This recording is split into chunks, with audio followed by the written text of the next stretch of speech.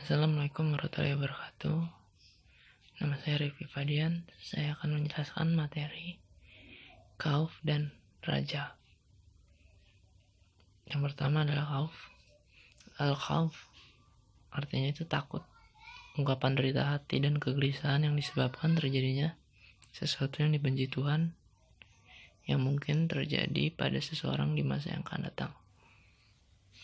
Al-khauf, takut yang sesungguhnya adalah cambuk Allah yang menggiring hambanya untuk bergiat diri dalam ilmu dan amal guna menggapai kedekatannya kepada Allah Subhanahu wa Ta'ala. Yang dimaksud al-khauf sebenarnya adalah cambuk, sesuatu yang mendorong untuk beramal yang tanpa itu maka al-khauf pun tidak akan sempurna keberadaannya. Terus berikutnya ini adalah contoh. Bila telah sempurna pengetahuan seseorang, kelak akan memunculkan rasa takut, al-khauf, dan kegelisahan hati. Yang pertama itu takut yang mempengaruhi fisik akan menjadikan kelayuan, kepiluan, dan tangisan. Takut yang mempengaruhi kepiluan akan menghentikan seseorang dari segala bentuk kemaksiatan dan mengisi diri dengan ketaatan, menyesali yang telah terjadi di masa lalu dan mempersiapkan diri untuk masa yang akan datang. 3. Takut yang mempengaruhi sifat seseorang akan menjadikan seseorang menahan hawa nafsu dan mengurangi berbagai kelezatan duniawi. Jadi, jika seseorang sudah menyadari tentang hal ini, ia akan takut akan dosa. Ia akan takut akan hal-hal duniawi yang mempengaruhi kehidupannya dia. Jadi apapun yang dilakukan, dia akan selalu mengingat tentang konsekuensi buruknya, melupakan kesenangan duniawi, meninggalkan hal-hal tercela, dan menghapus apa yang pernah dia buat sebelumnya, mau itu kesalahan kecil dan kesalahan besar. Jadi intinya itu al-khauf ini adalah sifat yang muncul karena telah mengerti akan takutnya dia terhadap penciptanya dan dia melakukan apa yang dilarang dan melakukan apa perintahnya. Jadi lebih tepatnya al-khauf itu adalah ungkapan derita hati yang disebabkan sesuatu yang dibenci Tuhan, seperti melakukan dosa, maksiat, dan segala macamnya. Jadi al-khauf itu seperti itu. Baik, berikutnya kita masuk ke hakikat al-raja. Al-raja itu mengharap. Pengharapan adalah sebagian dari maqamat para salikan dan ahwal, orang-orang yang dalam pencarian untuk dekat dengan Tuhan. Al-raja dapat dicapai manakala ada kesungguhan upaya yang ada. Katanya bila benihnya baik, tanahnya subur, dan airnya cukup, maka benarlah harapnya al-raja. Pengertian al-raja yang sesungguhnya adalah penantian atas sesuatu yang dicintai dengan mengerahkan segenap upaya seorang hamba. Jadi maksudnya di sini tuh, kalau kita mengharapkan sesuatu tanpa adanya upaya, perjuangan, ikhtiar, jadi itu sama aja. Di sini bakal dijelaskan yaitu seseorang hamba yang menanam benih iman lalu disirami dengan air ketaatan, mensucikan hati dari segala perilaku tercela, kemudian menaati keutamaan Allah Subhanahu wa Ta'ala untuk menetapkannya agar mati dalam keadaan baik, husnul al-khotimah, serta berlimpah ampunnya.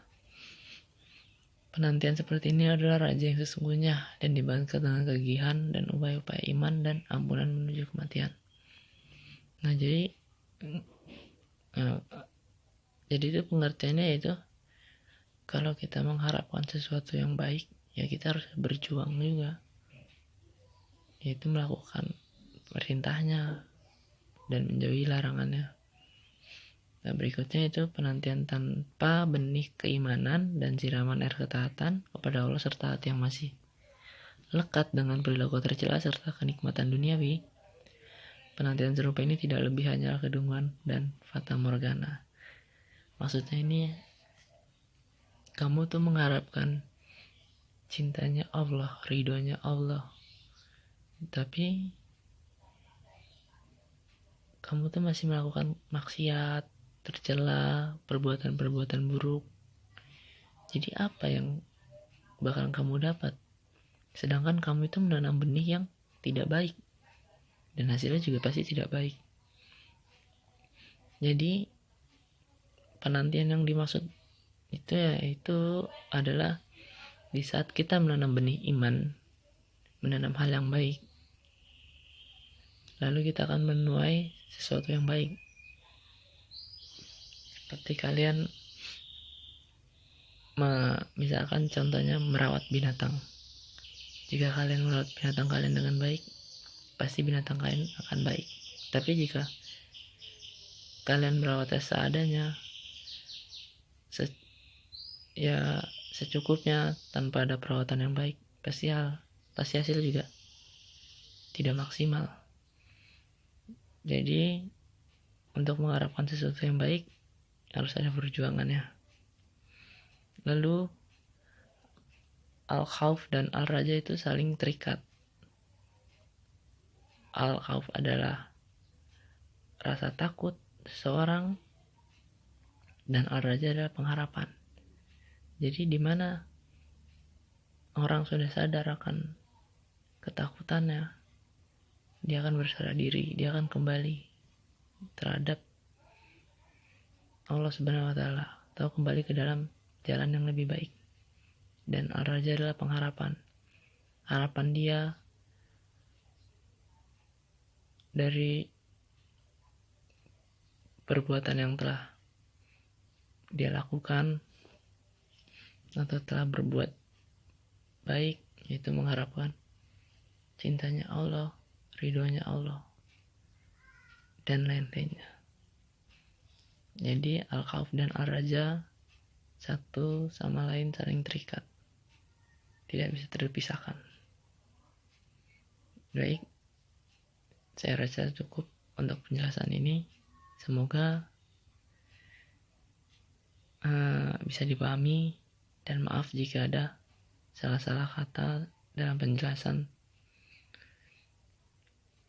Assalamualaikum warahmatullahi wabarakatuh. Assalamualaikum warahmatullahi wabarakatuh. Perkenalkan, nama saya Lydia Oktaviani. Saya merupakan mahasiswa akhir dari Fakultas Psikologi UHAMKA. Pada kesempatan siang hari ini, saya akan sedikit membahas atau mempresentasikan mengenai tawakal sebagai pemenuhan tugas saya. Yang akan kita bahas pada kesempatan siang kali ini adalah yang pertama, apa sih tawakal itu? Lalu kemudian, apakah tawakal itu penting? Lalu apa saja sih manfaat dan keutamaan tawakal dan hikmah apa yang bisa kita ambil dari tawakal? Gitu. Yang pertama, apa itu tawakal? Tawakal itu ada 3 perbedaan pendapat di sini. Yang pertama adalah tawakal dalam bahasa Arab yang artinya adalah tawakul. Tawakul itu artinya adalah mewakilkan atau menyerahkan. Artinya adalah menyerahkan segala apa yang sudah kita usahakan kepada Allah Subhanahu wa taala. Gitu. Lalu kemudian dalam agama Islam, kalau dalam agama Islam, tawakal itu artinya adalah berserah diri sepenuhnya kepada Allah Subhanahu wa taala. Artinya, apa yang sudah kita usahakan, kita berserah diri dengan sepenuhnya kepada Allah tanpa adanya rasa keraguan, tanpa adanya rasa kecurigaan dan segala macam kayak gitu. Jadi dengan benar-benar sepenuhnya kepada Allah dan terus diiringi dengan usaha gitu. Kemudian menurut Imam Al-Ghazali, kalau menurut Imam Al-Ghazali, tawakal yaitu bersandar kepada Allah. Artinya itu seperti kayak meneguhkan hati. Jadi apa yang sudah kita usahakan, apa yang telah kita upayakan, mau hasilnya itu seperti apa nanti Allah kasihnya, hati kita sudah siap. Artinya kita meneguhkan hati untuk hasil yang akan Allah kasih. Mungkin memang hasil yang Allah kasih itu adalah yang terbaik menurut Allah gitu. Lalu kemudian kalau secara keseluruhan, tawakal itu adalah suatu sikap mental dari setiap individu yang merupakan hasil dari keyakinan diri. Jadi yang namanya tawakal itu memang harus dari keyakinan diri sendiri ya, bukan dari keyakinan orang lain gitu. Jadi bertawakal yang benar itu adalah bertawakal dengan diiringi usaha. Jadi tidak ada tawakal yang tidak diiringi dengan usaha, itu adalah tawakal yang salah kalau seperti itu gitu. Lalu kemudian pembahasan yang kedua itu adalah apakah tawakal itu penting? Jadi tawakal itu penting karena tawakal itu memiliki 3 poin penting seperti yang pertama, karena sudah diajarkan di dalam Al-Quran dan sudah tersirat pula di dalam 19 surat yang berbeda di dalam Al-Quran. Jadi memang dijelaskan bahwasannya setiap manusia itu harus memiliki sifat tawakal. Kayak gitu, itu memang sudah diajarkan untuk setiap umatnya. Namun balik lagi kepada setiap umatnya bahwasanya ada yang percaya akan tawakal, adapun yang tidak percaya akan tawakal gitu. Lalu kemudian yang kedua itu kenapa tawakal itu penting? Yang kedua karena untuk memperoleh ketentraman batin dan tidak adanya kecurigaan gitu. Artinya gini, contoh seperti kayak kita melamar di suatu perusahaan sebutlah perusahaan itu adalah perusahaan A. Sudah berkali-kali kita melamar ke sana, kemudian kita nggak diterima di sana gitu. Timbullah kecurigaan di dalam hati seorang pelamar itu bahwasanya kok saya nggak diterima-terima ya, atau karena saya itu bagaimana kayak gitu. Timbul kecurigaan yang tidak atau negatif dari orang tersebut, sehingga batinnya tidak tentram kalau seperti itu gitu. Makanya di sini diajarkan bahwa tawakal itu penting untuk memperoleh ketentraman batin dan tidak ada kecurigaan, karena untuk menghindari hal tersebut, untuk menghindari suudzon atas apa yang sudah ditawakalkan gitu. Lalu kemudian tawakal yang ketiga itu adalah mengajarkan rasa sabar dan tenang serta percaya akan Allah Subhanahu wa taala. Jadi yang namanya tawakal itu kita percaya kepada Allah, kita serahkan semuanya kepada Allah, terus kemudian mengajarkan rasa sabar itu artinya apa? Kita menunggu hasil dari apa yang kita tawakalkan itu tidak cepat. Artinya gini, apa yang kita tawakalkan, Allah yang akan kasih jalannya, Allah yang akan kasih jawabannya. Dan itu tidak sehari atau 2 hari, karena memang Allah nanti yang akan menentukan hari apakah dia mendapatkan hasil dari jawabannya, hasil dari tawakalnya, kayak gitu. Lalu kemudian pembahasan ketiga itu adalah apa sih keutamaan dan manfaat dari tawakal gitu. Apa ya? Jadi manfaat dan keutamaan dari tawakal itu di sini terbagi menjadi 4 poin. Yang pertama itu adalah memperoleh kecukupan dari apa yang dibutuhkan. Artinya gini, memperoleh kecukupan dari apa yang kita butuhkan itu seperti mengajarkan kita tidak serakah dan tidak merugi gitu. Jadi apa yang kita peroleh dari hasil tawakal itulah yang ternyata kita butuhkan. Jadi tidak berlebihan gitu. Kemudian yang kedua adalah tidak dikuasai oleh syaitan. Tidak dikuasai oleh syaitan itu artinya gini, setiap orang yang bertawakal itu adalah orang yang dekat dengan Allah. Jadi syaitan itu tidak akan mendekati orang-orang yang memang dekat dengan Allah karena dia takut. Kayak gitu. Lalu kemudian yang ketiga itu adalah orang yang bertawakal kepada Allah akan mendapatkan kebaikan dunia dan akhirat. Karena tadi sudah dijelaskan bahwasannya tawakal itu penting karena sudah tersirat dan tersurat di dalam Al-Quran, bahkan tersebar di dalam 19 ayat Al-Quran. Ya kan, di situ sudah jelas mengajarkan bahwa setiap manusia itu memang harus memiliki sifat tawakal. Dan kemudian kenapa di sini juga dibilang tawakal itu akan mendapat kebaikan dunia akhirat? Karena memang tawakal itu adalah sifat yang diperlukan dan salah satu sifat baik yang memang harus dimiliki oleh setiap insan manusia gitu. Terus kemudian yang keempat itu adalah memperoleh kesuksesan yang diridhoi oleh Allah Subhanahu wa taala. Artinya gini, usaha, upaya yang sudah kita serahkan kepada Allah, sudah kita sandarkan kepada Allah yang disebut dengan tawakal. Terus kemudian Allah memberikan jawabannya, Allah memberikan hasil dari tawakal kita, itulah yang disebut dengan kesuksesannya. Itu kesuksesan yang diridhoi oleh Allah Subhanahu wa taala. Gitu. Lalu kemudian pembahasan yang terakhir adalah mengenai apa sih hikmah dari tawakal gitu. Gitu, hikmah dari tawakal itu apa aja ya? Jadi mendapatkan ketentraman batin. Seperti yang tadi dikasih tahu bahwasannya orang yang bertawakal itu dia adalah orang yang menjalankan perintah baik dari Allah. Artinya apa? Dia mendapatkan ketentraman batin di sana gitu karena dia berada di jalan Allah dan dekat dengan Allah. Lalu kemudian yang kedua adalah bersikap optimis.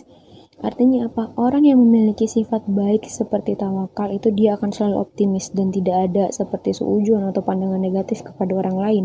Seperti contoh yang sudah saya sebutkan tadi. Lalu kemudian yang ketiga itu adalah hikmahnya adalah menyadari keagungan Allah dan keterbatasan manusia. Hikmah yang terakhir itu adalah menyadari keagungan Allah. Artinya kita tahu bahwasannya manusia itu tidak sempurna dan manusia itu masih di bawah levelnya. Terus kemudian manusia itu memiliki keterbatasan dan kita harus menyadari bahwasannya ada wahyu Allah di atas sana. Kita harus menyadari bahwasannya ada keagungan Allah di atas sana dan Allah Maha di atas segalanya. Gitu. Maka dari itu hikmah dari tawakal adalah kita harus menyadari bahwasannya manusia itu memiliki keterbatasan. Gitu. Sekiranya yang dapat saya sampaikan dari tawakal kurang lebihnya seperti yang sudah saya sampaikan. Mohon maaf jika bila ada salah-salah teori atau salah-salah pendapat dan salah-salah penjelasan. Kita semua sedang sama-sama belajar. Kemudian saya mohon maaf jika memang ada keterbatasan dalam berbahasa atau berkata. Kurang lebihnya saya mohon maaf. Wabillahi taufiq wal hidayah. Wassalamualaikum warahmatullahi wabarakatuh.